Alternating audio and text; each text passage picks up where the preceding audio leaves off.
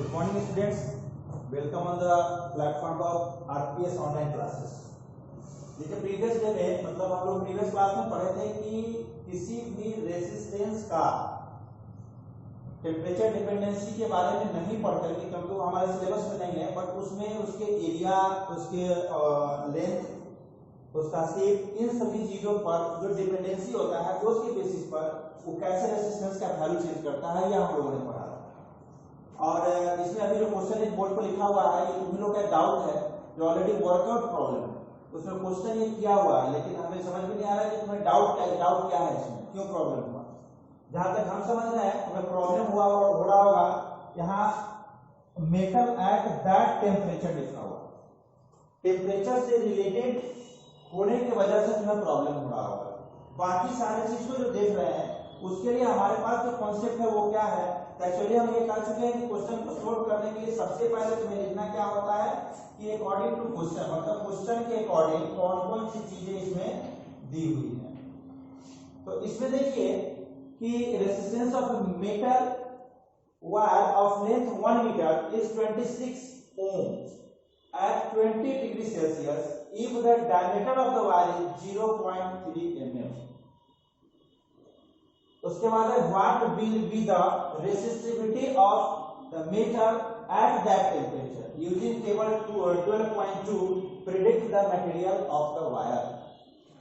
इसमें हमें सारे कंडीशंस देने के बाद हमें कैलकुलेट करना है रेसिस्टिविटी, और उस रेसिस्टिविटी के अकॉर्डिंगली वहां जो बुक में जो 12.2 में एक टेबल दिया हुआ है जिसमें मटेरियल्स के रेसिस्टिविटी के बेसिस पर वो उसका टाइप क्या है, कंडक्टर है, इंसुलेटर है, एलॉय है, इसके बारे में बताया गया है।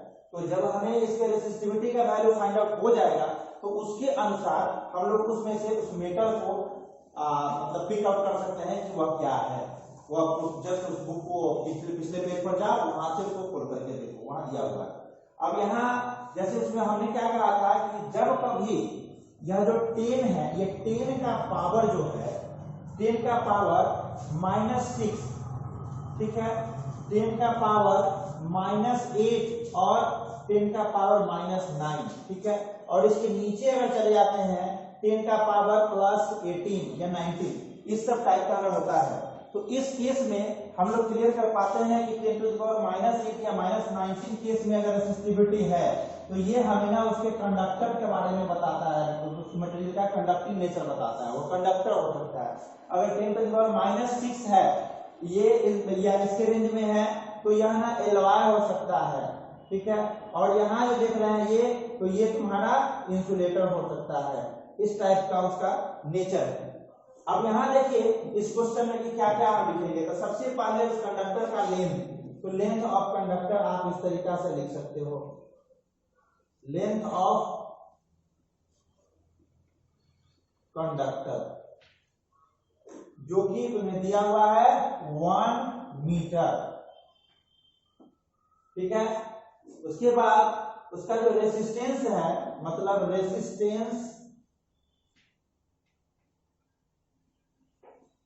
रेसिस्टेंस ऑफ कंडक्टर ये क्या है, तो इसे बोलते हैं 26 ओम।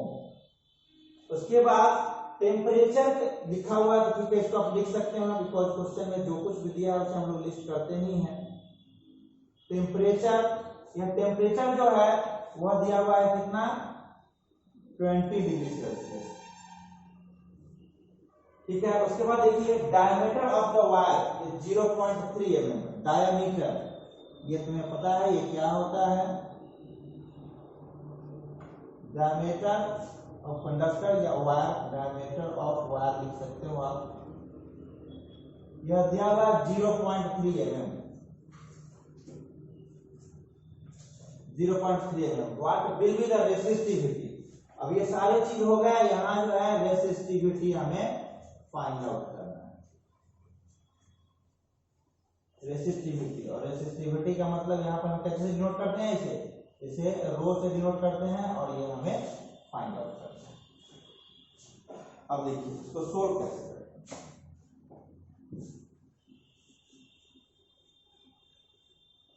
हमारे पास जो कंडीशन है सभी पैरामीटर को मैथमेटिकली एक जगह कंबाइन करने के बाद यह एक कंक्लूजन आया था, R is equals to rho into L by A. इसको रो एल बाई ए लिख सकते हो आप। अब देखिए यहां से ए अगर इस साइड आएगा तो क्या लिख सकते हैं, R इंटू ए, ठीक है। यह ए जो यहाँ डिनोमिनेटर में है ये इधर आएगा तो R के साथ मल्टीप्लायर होगा, तो R ए बाई, और यहां से क्या आ जाएगा L, और इधर क्या होगा रो इज इक्वल्स टू। तो हमारे पास मैथमेटिकल रिलेशनशिप देखा जाए तो ये आ जाएगा। अब इस रो को फाइंड आउट करने के लिए तुम्हें एक चीज पता होगा, यहाँ डायमीटर दिया हुआ है और एरिया इक्वल्स टू क्या होता है, पाई आर स्क्वायर, क्योंकि जो वायर है, कंडक्टिंग वायर है, वह सर्कुलर इन नेचर होता है। उसकी बात हम लोग करते हैं क्रॉस सेक्शनल एरिया बोलते हैं उसे। उस क्रॉस सेक्शनल एरिया मतलब अगर इस टाइप का शेप होगा वायर का, वायर और पतला होता है, बट इस टाइप का शेप होगा तो इसके एक बार अगर कट करे तो इसके एक पॉइंट से होते हुए हर तरफ से वह क्रॉस करके एक सेक्शन बनाता है, इस वजह से उसे क्रॉस सेक्शनल एरिया बोलते हैं। तो यह जो कटा हुआ पार्ट होगा क्रॉस सेक्शनल एरिया होगा, वो किस शेप का होगा, तो वो तुम्हें पता है कि वो सर्किल शेप का होगा, और सर्किल का जो एरिया होता है वो क्या होता है, पाई आर स्क्वायर होता है। यहाँ पर हमें क्या दिया हुआ है, डायमीटर। डायमीटर इक्वल्स टू क्या होता है, डायमीटर अगर दिया हुआ है, तुम्हें रेडियस की जरूरत है तो डायमीटर अगर r इक्वल्स टू d/2 लिख सकते हो आप, डायमीटर बाय 2। जैसे ये सर्किल है तो सर्किल का ये वाला पार्ट में डायमीटर होता है 2r equals to d, already लिखे हैं। तो हमें तो रेडियस से मतलब है, रेडियस का मतलब है तो डायमीटर को 2 से डिवाइड कर दीजिए, आ जाएगा।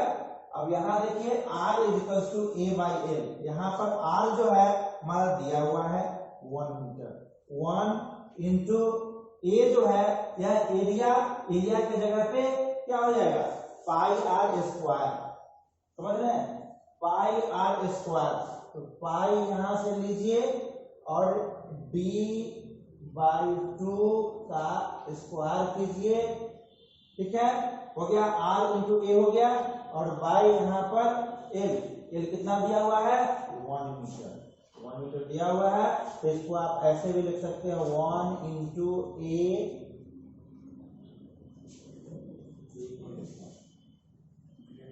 1 इंटू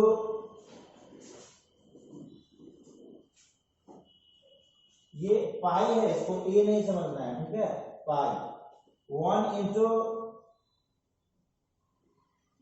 पाई, और यहां लिखिए आप d स्क्वायर बाई 4 इंटू 1, ठीक है। यहां दिख रहा है नीचे का, नहीं दिख रहा होगा,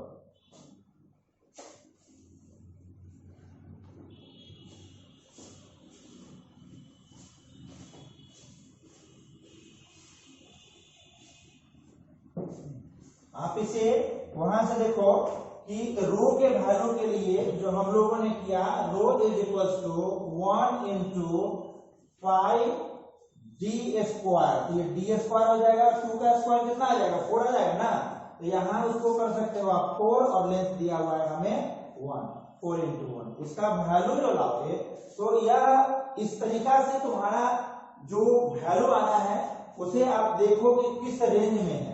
वहां पर ऑलरेडी उस बुक में चूंकि वर्कआउट का प्रॉब्लम है, कैलकुलेशन यहाँ पर किया हुआ है, उस कैलकुलेशन में उसका जो वैल्यू है 10⁻⁻6 में आ रहा है, 10⁻6 1.84 into 10⁻6।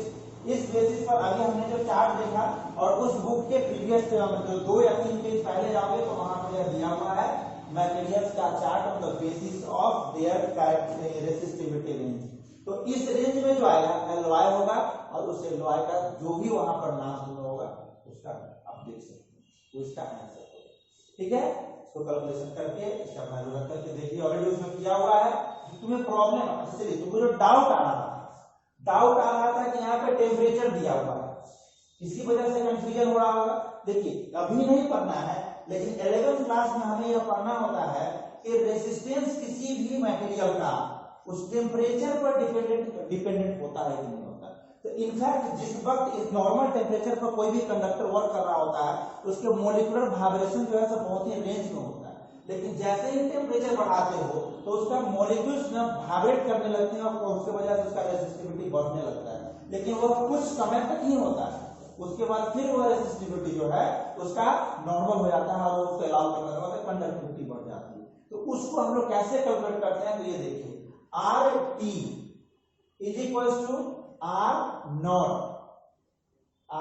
Not into 1 plus alpha into T2 minus T1। देख रहे हैं इस एक्सप्रेशन को? इस एक्सप्रेशन में यह RT मतलब तुम्हें अगर 30 डिग्री सेल्सियस पे, 40 डिग्री सेल्सियस पे, 100 डिग्री सेल्सियस पे अगर उसके रेजिस्टेंस का वैल्यू फाइंड आउट करना है तो वो हम लोग यहाँ पर लिखेंगे। R नॉट जो है, R नॉट मतलब 20 डिग्री सेल्सियस पर जिस रेजिस्टेंस का वैल्यू दिया हुआ है 26 ओम, तो 26 ओम यहाँ लिखेंगे। 1 प्लस अल्फा, अल्फा का मतलब यहाँ पर ये है कि ये है उसका टेम्परेचर कोफिशिएंट, टेम्परेचर कोफिशिएंट।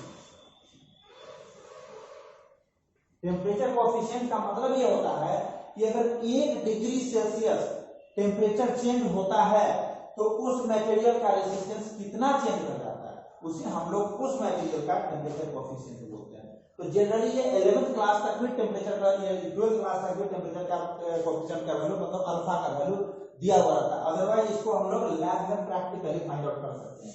ठीक है, तो यहाँ जो तुम्हें दिया हुआ है R20 पर ही दिया हुआ है, तो R20 जब यहाँ डालोगे तो कितना डालोगे, यहाँ 26 ओम ही डालोगे। और RT यह भी जो है 20 डिग्री सेल्सियस पर ही पूछ रहा है, R 20 डिग्री सेल्सियस और यहाँ पर भी R 20 डिग्री सेल्सियस। तो जब टेम्परेचर चेंज किया ही नहीं तो हमको इस कंफ्यूजन में क्यों पड़ना, तो सिर्फ तुम्हें कंफ्यूज करने के लिए दिया है 20 डिग्री सेल्सियस, लेकिन लास्ट में उसी टेंशन को खत्म करने के लिए भी तो कह रहा है to find out the value of resistivity of the metal of that temperature, उसी टेम्परेचर पे इस पे 20 डिग्री सेल्सियस पर ही फाइंड आउट करना है। तो इसलिए हमको इस रिलेशन से कोई मतलब नहीं है, इस रिलेशन को हायर क्लास में मतलब 12th क्लास में इसका यूज होता है, वहां पर हम लोग इसको कैलकुलेट करने में यूज करेंगे, बट यहाँ पर कोई यूज नहीं। ठीक है, अब सॉल्यूशन को देख करके तुम कर सकते हो, तुम्हें कोई कंफ्यूजन नहीं होना चाहिए। चलिए, एक स्टूडेंट ने कहा है कि सर रेजिस्टेंस का वैल्यू पैरेलल सीरीज में मिनिमम होगा, पता नहीं क्या इस टाइप से बोले, और सीरीज में मैक्सिमम होगा। अभी हम तुम्हें ग्रुप ऑफ रेजिस्टेंसेस मतलब रेजिस्टेंस का कॉम्बिनेशन, उसका एक दूसरे के साथ कनेक्ट करने के लिए जो प्रोसेस है उस प्रोसेस के बेसिस पर यह क्वेश्चन पूछा गया है, जो कि अब तक हम लोग जो पढ़े हैं उसमें यह टॉपिक कवर नहीं किया गया है। पहले हम लोगों ने रेजिस्टेंस पढ़ा, रेजिस्टेंस के बाद किस किस तरह से रेजिस्टेंस के वैल्यू को अल्टर किया जा सकता है वो हम लोग पढ़े। तो जहां तक तुम्हें पूछना है उसके बेसिस पर अगर दो रेजिस्टेंस है, जैसे देखिए सीरीज में रेजिस्टेंस होता है तो RS मतलब R इक्विवेलेंट सीरीज अगर लिखा जाए, R इक्विवेलेंट सीरीज, इस R इक्विवेलेंट सीरीज का जो वैल्यू होता है वह सिंपली जो रेजिस्टेंस का वैल्यू दिया हुआ R1 प्लस R2 हो जाता है। अगर तुम्हें 2 ओम के 2 रेजिस्टर्स दिया हुआ, if you are given 2 resistors of 2 ohm, then you will able to write the R equivalent in series combination just like this, R1 plus R2 क्या हो जाएगा, 2 plus 2 is equals to 4 ओम हो जाएगा। कोई कंफ्यूजन नहीं होना चाहिए। अगर नेक्स्ट हम लोग यहाँ पर देखें R equivalent parallel, parallel is equals to, तो R इक्विवेलेंट पैरेलल में कैसे कैलकुलेट करते हैं, जैसे देखिए इस R इक्विवेलेंट को तो 1 by R equivalent is equals to 1 by R1 plus 1 by R2। ठीक है, इसे तुम्हें मैथमेटिक्स के अनुसार जोड़ घटाव को आता नहीं आता है तो यहाँ पे कर दे रहे हैं। R1 R2 इसका एलसीएम क्या हो जाएगा, R2, यहाँ पे R1 मल्टीप्लाई होगा then R2 plus R1। After that we will get what, we will get this, हमें चाहिए कि R इक्विवेलेंट, बट यहाँ है 1 by R equivalent, so just we will get the reciprocal, इसका रेसिप्रोकल हमें फाइंड आउट करना होगा। तो कैसे फाइंड आउट करेंगे, ये देखिए, इसका रेसिप्रोकल जो हो जाएगा उसको हम लोग लिख सकते हैं इस टाइप से, R equivalent is equals to R1 R2 by R1 plus R2। Okay, अब उस वैल्यू को, क्योंकि हम लोगों ने जिसका वैल्यू फाइंड आउट कर लिया लास्ट R इक्विवेलेंट का, R इक्विवेलेंट का फाइनल वैल्यू को आप यहाँ पर लिख सकते हो R1 R2 by R1 plus R2। सो हमारे पास 2 ओम के दो रेसिस्टर हैं, तो इसको हम लोग ऐसे लिख सकते हैं 2 into 2 by 2 plus 2, so just 4 by 4 is equals to 1 ohm। देख रहे हैं आप, किसका वैल्यू ज्यादा है, सीरीज का या पैरेलल का? हमारे सामने कैलकुलेशन का क्या है, R इक्विवेलेंट सीरीज का वैल्यू आ गया 4 ओम, जबकि R इक्विवेलेंट पैरेलल का वैल्यू आ रहा है 1 ओम। So the value of parallel resistor will be minimum, but the value of R equivalent for series is maximum। ठीक है, ये जो वैल्यू है, जैसे ये हमारा जो एक्सप्रेशन आया है R equivalent पैरेलल के लिए, R equivalent सीरीज के लिए, ये जो आ रहा है, ये हम अभी जस्ट 1 या 2 क्लास के बाद इसको हम लोग फिर से रिपीट करेंगे कि इस वैल्यू को फाइंड आउट कैसे करते हैं। ठीक है, और जो फाइंड आउट करना है उसके बाद हम इसे क्लियरली बता पाएंगे कि यह जो एक्सप्रेशन आया है यह कहां से आया है, किसी भी मटेरियल के लिए कैसे हम लोग उसको ओम्स लॉ को यूज करते हुए इसे फाइंड आउट करते हैं। ठीक है, चलिए आइए हम लोग करते हैं उसको नेक्स्ट।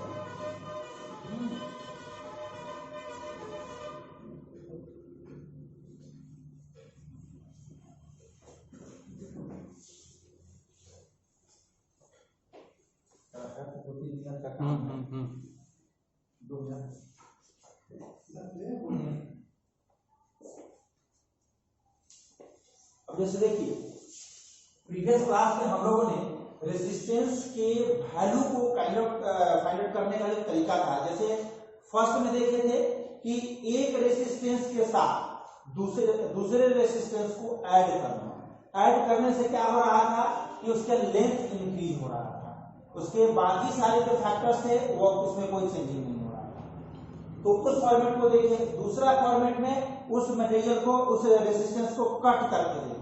जब कट कर रहे थे तो वहां पर हम लोगों ने देखा था कि उस रेजिस्टेंस का एरिया सेम रहा, जस्ट लेंथ में ही चेंजिंग हो रही है और वो रेजिस्टेंस छोटा हो रहा है।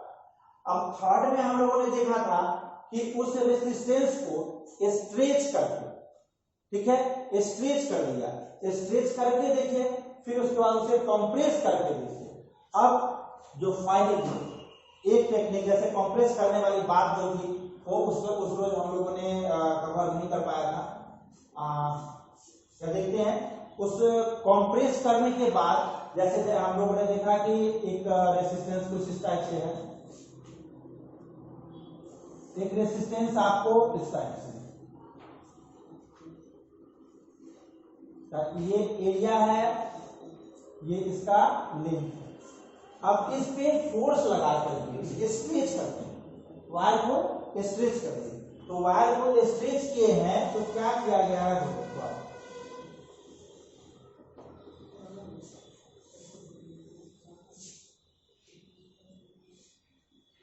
क्योंकि इसमें दूसरा मटेरियल नहीं दिया जा रहा, वो जितना वायर था उसी को स्ट्रेच करके क्या किए हैं, 2L मतलब दोगुना लेंथ का कंडक्टिंग वायर बना दिया। अब आप प्रैक्टिकली देखो, अगर कोई मटेरियल है उसे स्ट्रेच करते हैं, स्ट्रेच करने के बाद अगर वो उसकी लंबाई बढ़ जाती है तो दूसरा क्या, एकदम जो जनरल थिंकिंग के बेसिस पर कर सकते हैं कि उसका यह एरिया जो है उसी रेशियो में, जिस रेशियो में उसका लेंथ बढ़ा है उसी रेशियो में घट जाएगा। लेंथ जो है तो दोगुना हो गया है, तो एरिया जो है आधा हो गया। इस चीज को हम लोग पिछले क्लास में रिपीट कर चुके हैं, और इसके बेसिस पर इसका रेजिस्टेंस क्या होगा। अब रेजिस्टेंस के लिए just R equals to ρ into L by A, यहां L की जगह पे A की जगह पे आप उसको फाइंड आउट कर सकते हैं।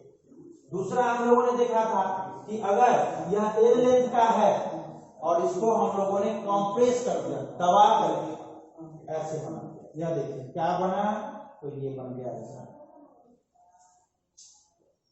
ये कुछ इस टाइप से बन गया। अब यह बना तो पहले L लेंथ का था, अब इसका लेंथ कितना हो जाएगा आप देखो, इसको L/2 लेंथ कॉम्प्रेस हो गया। अब L/2 हुआ है तो हमें देखना है इसका एरिया क्या होगा। तो आप देखो दिखने से भी लग रहा है कि इसका एरिया बड़ा है, इसका एरिया हो जाएगा 2A, ठीक है, एरिया हो जाएगा 2A। अब इस बेसिस पर आप इससे जुड़े हुए जो इसका रेजिस्टेंस का वैल्यू होगा after modification, if you will put the given values in the mathematical expression of R is equals to rho into L by A, then you will get the value of resistance of modified conducting wire, ठीक है। अब इसको आप find out कर सकते हैं। एक हमारा जो कुछ रिमेनिंग रंग का था उसको हम लोग देख करके नाम करें।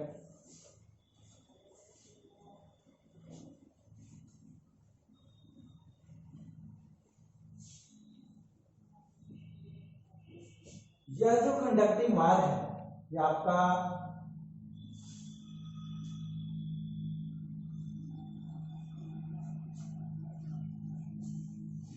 कंडक्टिंग वायर जिसका एरिया है A और लेंथ है L।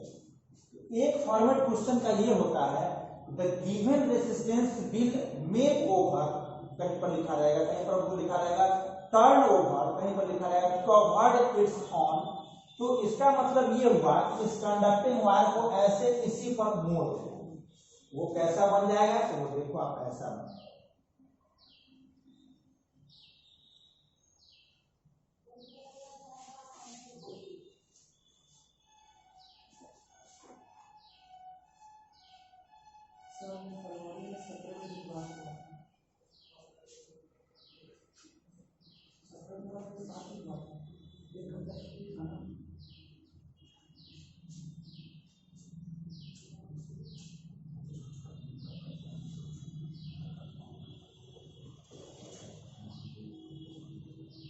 देख रहे हैं आप, तो पहले L लेंथ था, वह लेंथ कितना हो गया L/2 को हुआ, लेकिन इसका एरिया कितना हो जाएगा, इसका एरिया अब आप यहां से ऐसे ऐसे,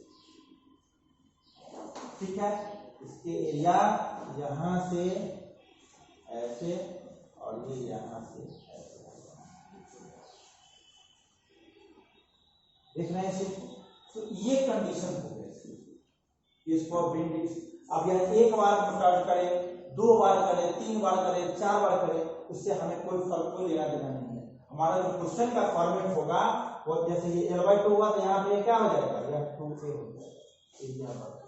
अब इसके अलावा जो कुछ भी चेंजिंग होना है, समझ रहे हैं, इसके अलावा जो कुछ भी चेंजिंग होना है, जब तक इस पे बेस न्यूमेरिकल नहीं करेंगे तब तक हमें समझ में नहीं आएगा। तो इसके बाद हम सिर्फ एक टॉपिक करेंगे, उसके बाद 2 क्लास या 3 क्लास सिर्फ न्यूमेरिकल क्वेश्चंस करवाएंगे। उसमें नेक्स्ट क्लास जो होगा हमारा, क्योंकि इस क्वेश्चंस के साथ साथ हर जगह ना ओम्स लॉ पैरेलली चलता है, तो उस ओम्स लॉ को हम लोग नेक्स्ट क्लास में कंप्लीट करेंगे। और उसके बाद इससे जुड़ा हुआ जो रेजिस्टेंस के वैल्यू को निकालने वाले जो भी क्वेश्चन होंगे उसमें न्यूमेरिकल फॉर्मेट में करेंगे। अभी तक के जो होमवर्क में है तुम्हारा, आई थिंक 208 पेज नंबर तक, 208 पेज नंबर तक जो भी क्वेश्चन वर्कड आउट या गिवन क्वेश्चन जो तुमसे बन जाने लायक है, अब ऐसा नहीं सोचना कि जब सब बोल दिए कि बन जाने लायक है तो कोई बनने वाला था, ये नहीं, ऐसा नहीं सोचना है। उसमें से मैक्सिमम क्वेश्चन तुम कर सकते हो, इसके फॉर्मेट पर ही है, उसको कर सकते हैं। फिर रेजिस्टेंस का वैल्यू निकालना वाला, फिर चार्ज का वैल्यू निकालना, करंट का वैल्यू निकालना, ये सारे कर सकते हैं, सर्किट डायग्राम ड्रॉ करना है। लेकिन नेक्स्ट क्लास में जब हम ओम्स लॉ पढ़ लेंगे तो हमारा ये टॉपिक कंप्लीट हो जाएगा। तब तक के लिए थैंक यू।